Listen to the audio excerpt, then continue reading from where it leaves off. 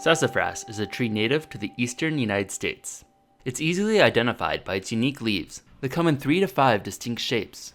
A fragrant herb, it was a key ingredient for making traditional root beer. However, sassafras was banned for human consumption by the FDA in the 1960s after studies indicated that it was a possible carcinogen. This ruling has been controversial, and subsequent studies have suggested that any health risks are minimal to non-existent.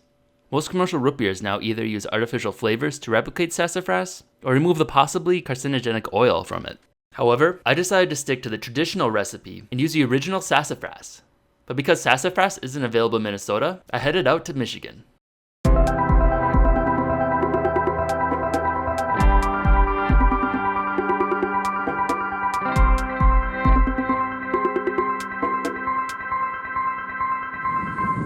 Alright, so we just took a cruise across Lake Michigan to get over here to get some sassafras.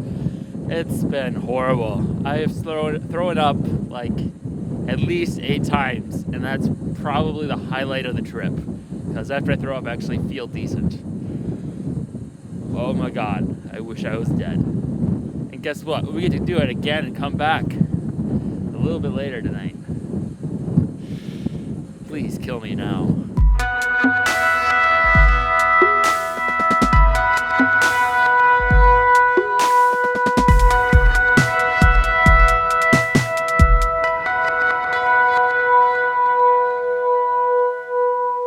Now on the other side of Lake Michigan, we met up with Lisa Rose, an expert forager. We are sitting here in the Muskegon Lakeshore area, and it's an area where I grew up, just in the stretch of 25 miles worth of beach between here and south of town. And sassafras has always been a plant that's a landmark plant in my mind. It's all among the dune areas in the Great Lakes, thanks to the glaciers. And it's a delicious aromatic plant that can be used for teas, culinary flavorings, and for making things like root beer.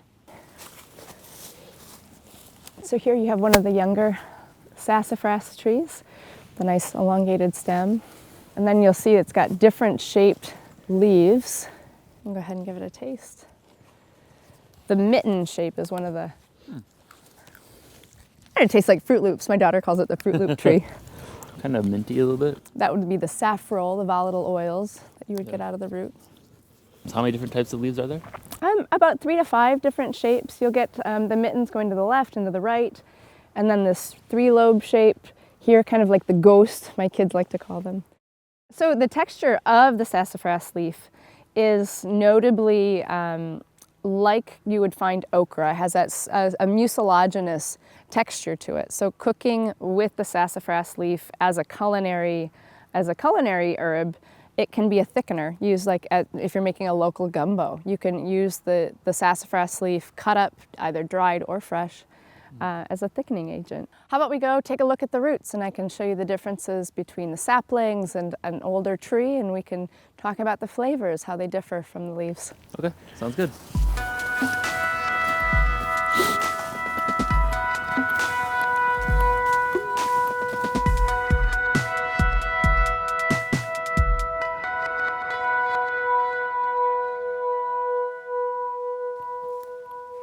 So as you can see right here in this cluster of trees, a mature sassafras right here grows to be about 30 feet tall.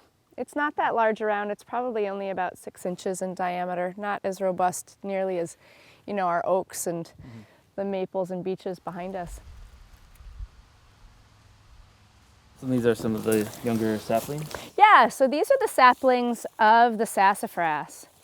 You'll find them in stands all around us, adjacent to that mature sassafras tree. And there are a couple different ways to work with the roots of the sassafras to harvest them to make your root beer. For somebody that's just making, a home chef that's making your root beer, you really don't need a lot of plant material to do this. And you really don't need to disturb the bark of a mature tree. This cleaned and chopped, gathering this up will help produce about 4 cups worth of simple syrup after you simmer down the root and create a tea infusion to make a simple syrup. So on like a bigger tree like that other one, is the flavor still in like the trunk of it? It's going to change as the tree grows taller, older, more mature. There are elements on the inner bark that would have that same flavor. On a larger tree, you'd want to go ahead and peel away some of the soil at the base and use parts of the larger taproot, a segment of the taproot or an ancillary root that you would work with. Yeah, you don't want to cut into the root. It's a really soft root. And you'll kind of put your finger down in there to see how the root goes and to sense what direction it's running.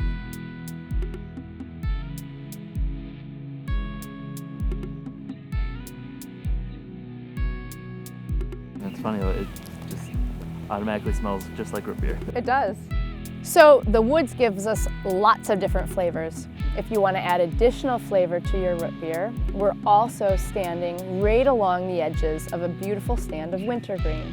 It's a low-growing plant cover, very unassuming, but notably identified with its shiny leaves and small clusters of 3 to 5, and they're evergreen. Across the winter, they'll maintain some of the green color and turn slightly purplish, but they don't lose their leaves across the year. And you'll be able to find, yep, you can see where they've already started to shift and change color.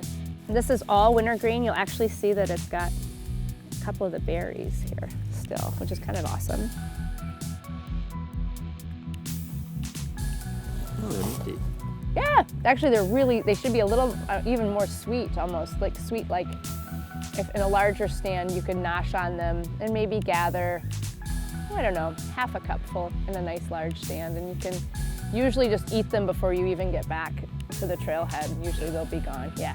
But the leaf is definitely the more aromatic part of the plant and traditionally flavored similar to your wintergreen gum. Thanks to Lisa's guidance, I was able to forage the crucial sassafras root and wintergreen leaves needed to flavor my root beer. Now I'm one step closer to being able to finally make my root beer float. And on our way home, we lucked out because the wind died down and the voyage back was much less nauseating. Watch new episodes of How to Make Everything, Tuesday and Thursday, brought to you by Soylent, because food doesn't have to be complicated.